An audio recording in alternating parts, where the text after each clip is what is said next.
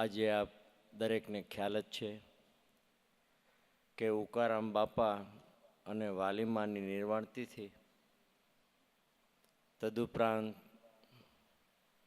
ધન્યવાદ છે આપણે જયંતિ બાપા, બાઘાભાઈનું પરિવાર, લવાભાઈ, મનુભાઈ કે આવા સત્કાર્ય તિથિ તહેવારો ઉજવે છે અને આપણને બધાને લાભ આપે છે.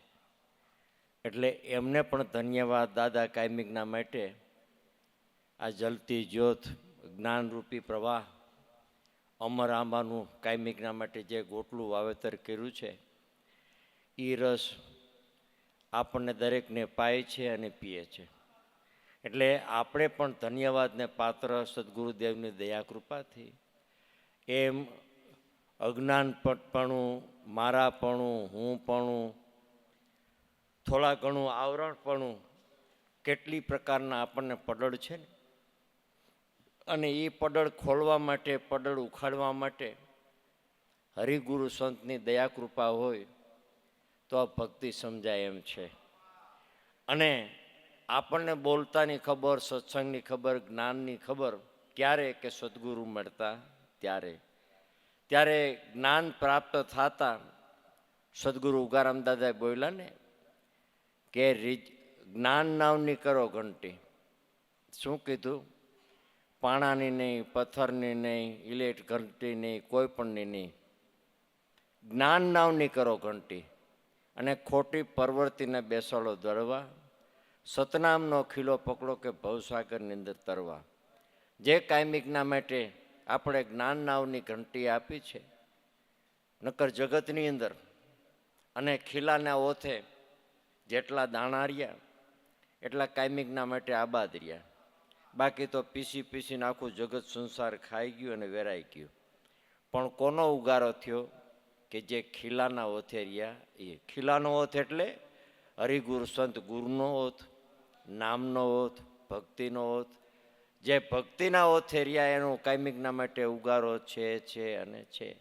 ત્યારે સંતો મહાપુરુષો બોલ્યા કે નહીં જાવે, નહીં જાવે, જેને સાચા સદગુરુ સેવા એ નર નહીં જાવે. ને ક્યાં નહીં જાવે કે 184ના ભવબંધનમાંથી છૂટી અને મારા હશે એટલે કાયમિકના માટે ચરણ કમળમાં રાખે છે.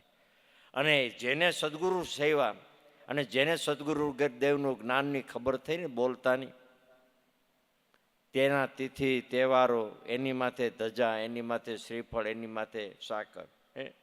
જગતની દ્રષ્ટિએ કોઈ ગેમા નથી, કોઈ બગડી ગયા કે કોઈ ભક્તિવાળા કે કોઈ ભગત થયા, પણ જગતની અંદર આજે પૂજનીય છે ને. અને હું એમ કહું છું કે ભલે ભણેલા ગણેલાને ભણવું જરૂર છે, ભણાવવું ને ભણવું એ પણ આપણી ત્રીજી આંખ છે. અક્ષર જ્ઞાન, ભણવું એ આપણી ત્રીજી જ્ઞાન છે. એટલે ભણો, ભણાવવું, બાળકોને સારું શિક્ષણ આપો, નોલેજ આપો, જ્ઞાન આપો, પણ સાથે ભક્તિના સંસ્કારો પણ આપવા. ભલે ભક્તિના સંસ્કારો પણ આપવાના. જેના ઘરે ભક્તિ હશે ને એ કાયમિકના માટે તમે જોશો ને તો દુઃખી નહીં હો. પૈસા ટકો તો ઠીક છે, કદાચ મળે બુદ્ધિ અનુસાર, એની કઈ સંત, પણ ઘરની અંદર શાંતિ પદ. એટલે કદાચ હું એમ કહું ભણતર હશે અને એમાંથી ને ભણતરમાંથી ને કોઈ પીએચડી થાય ને તો કે આ કોના પ્રોફેસર? તો કે પીએચડી કેની માથે કર્યું? તો કે જીવણ બાપામાંથી. આ તો કે નરસિંહ મહેતા, આ તો કે સવૈયાનાથ, આ તો કે સંતો મહાપુરુષો જેસલ તોરલ, લાખો લોયણ, રૂપાદેવ, માલદેલ, આમ રામાપીર, દાદા ઉગમસિંહ, દરેક સંતો માથે પીએચડી થાય. હવે સંતો ક્યાં ભણવા ગયા તા એ કયો? હવે એને આપણે સંતોની ઉપમા કેટલી. એટલે એમ જગતની દ્રષ્ટિએ એમ કે ભાઈ બગડી ગયા નહીં તો ભગત થઈ ગયા, ભક્તિવાળા થઈ ગયા, રામસાગર વગાડે ને, પેટી વગાડે ને, મજીરા વગાડે ને, ભજન ગાય છે, પણ એની માથે તમે પીએચડી થાવ એ તો વિચાર કરો. અને વાત એ સત્ય ને, વાત એ સત્ય ને. જ્ઞાન ને જ્ઞાનમાંથી વિજ્ઞાન, પણ એ જ્ઞાને કોણે આપ્યું? હરિગુરુ સંતે. એટલે સંતોની, સદગુરુદેવની દયાકૃપા, એમના આશીર્વાદ અને પળભક્તિ પ્રેમની 100 વર્ષના યોગ, પળ ચુકાઈ જાય પ્રેમની જોગ સુરે ફોગ. સંતો મહાપુરુષોની દયાકૃપા પણ લેખા ભાખા બારી છે. ક્યારે પળ આવે અને ક્યારે આશીર્વાદ મળે એ પણ લેખા ભાખા બારી છે. એટલે આપણને દરેકને સંતો મહાપુરુષોને આપણને આશીર્વાદ મળી ચૂક્યા છે, હવે બાકી એ નથી.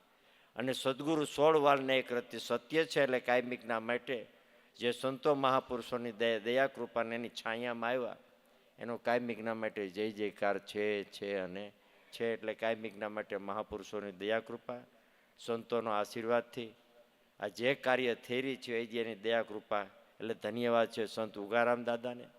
કાયમિકના માટે દરેકના ઘટની અંદર કોઈ કંગાળ નથી, દરેકના ઘટની અંદર લાલ આપણને ઓળખાણ કરાવી છે.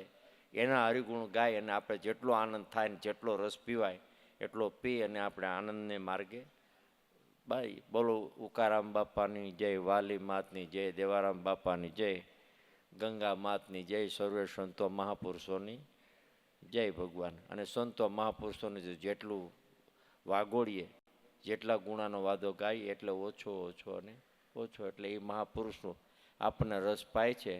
અને હમણાં જયંતિ બાપા પાહે અને આપણે પીશું, બરાબર ને? સદગુરુદેવની જય.